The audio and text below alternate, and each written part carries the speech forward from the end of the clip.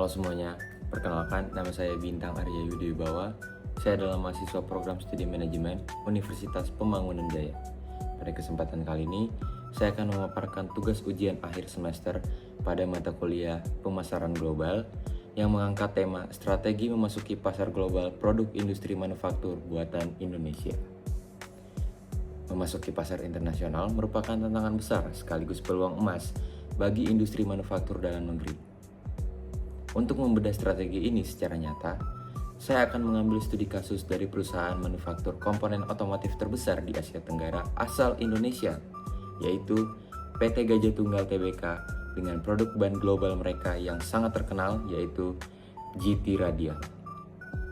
Bagaimana perusahaan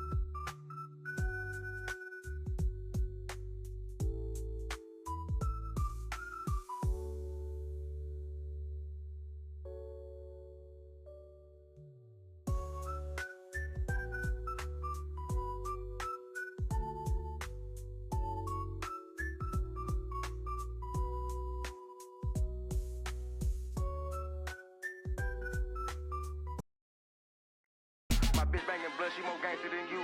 Give him 1K, but my kid lose a tooth. My man, I pull up every bitch, she cute. My bitch banging blood, she more gangster than you. Give him 1K, but my kid lose a tooth. Give me 1K, baby, spread it.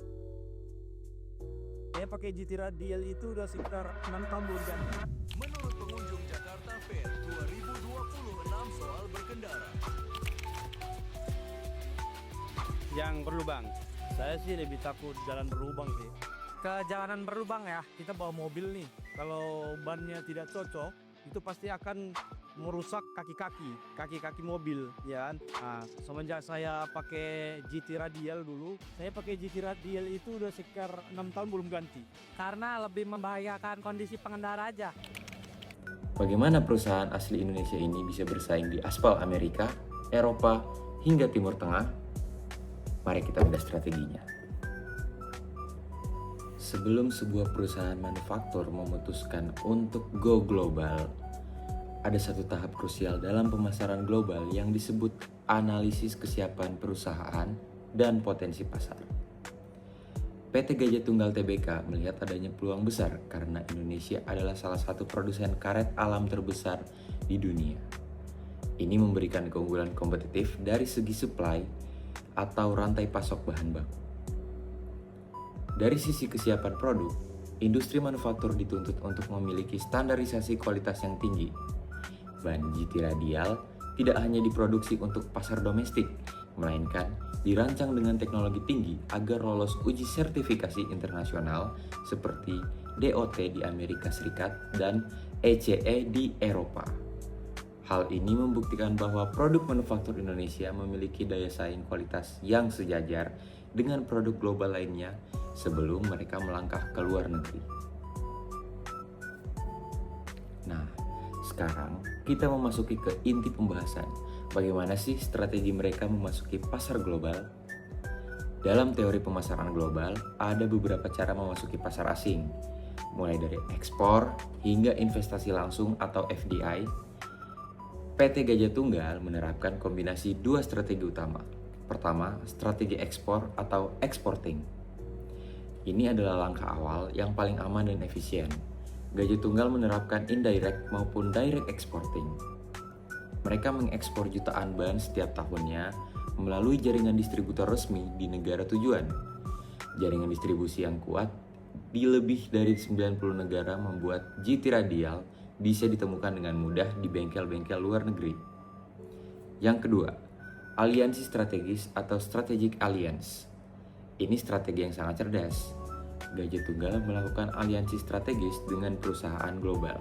Salah satunya Michelin, salah satu produsen ban terbesar di dunia, serta memiliki hubungan erat dengan GT Tire atau GT Tire. Melalui aliansi ini, Gajah Tunggal mendapatkan transfer teknologi manufaktur mutakhir sekaligus mendapatkan akses ke jaringan distributor global yang dimiliki oleh mitra strategis mereka. Strategi ini berhasil memangkas hambatan masuk atau barrier to entry di pasar negara maju. Tentu saja perjalanan perusahaan manufaktur Indonesia tidak luput dari tantangan. Ada dua hambatan utama yang dihadapi sesuai teori lingkungan pemasaran global. Yang pertama adalah hambatan tarif dan non-tarif. Beberapa negara menerapkan kebijakan proteksionisme untuk melindungi industri lokal mereka. Hambatan non-tarif seperti regulasi lingkungan yang super ketat di Eropa mengenai emisi dan bahan kimia ban menjadi tantangan berat. Manufaktur Indonesia harus terus berinovasi agar formula produknya tetap ramah lingkungan dan sesuai standar mereka. Yang kedua adalah kompetisi ketat dengan produsen negara lain. GT Radial harus berhadapan langsung dengan produk manufaktur dari Cina yang terkenal dengan strategi low cost-nya, serta merek-merek premium mapan dari Jepang dan Eropa. Menghadapi perang harga sekaligus perang citra merek adalah tantangan konstan di pasar global. Nah, untuk memenangi persaingan-persaingan tersebut, PT Gajah Tunggal menerapkan bauran pemasaran global 4P yang adaptif. Yang pertama adalah produk. Mereka melakukan lokalisasi produk.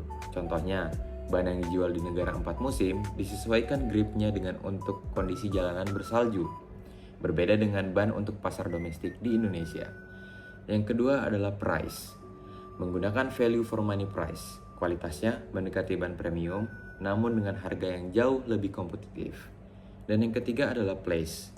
Menempatkan produk di jaringan retail otomotif besar di luar negeri, serta menjadi ban OM atau Original Equipment Manufacturer untuk beberapa merek mobil global. Dan yang terakhir adalah promotion. Mereka aktif mensponsori ajang motorsport internasional dan pameran otomotif dunia seperti SEMA Show Amerika Serikat untuk membangun kepercayaan konsumen global. Oke teman-teman, setelah tadi kita bahas dari analisis kasus PT Gajah Tunggal Tbk dengan produk GT Radial, kita dapat menyimpulkan bahwa strategi memasuki pasar global bagi industri manufaktur Indonesia memerlukan kombinasi antara kualitas produk berstandar internasional, strategi ekspor yang agresif, serta aliansi strategis dengan pemain global. Produk Indonesia terbukti mampu bersaing, asalkan manajemen pemasarannya adaptif terhadap dinamika global. Demikian video penjelasan UAS pemasaran global dari saya. Mohon maaf atas segala kekurangan. Terima kasih banyak kepada dosen pengampu atas ilmu yang diberikan selama 1 semester ini.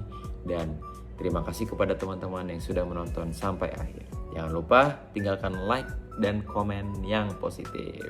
Saya Bintang Arya Yudebawa, izin pamit. Sampai jumpa. Terima kasih. Assalamualaikum warahmatullahi wabarakatuh.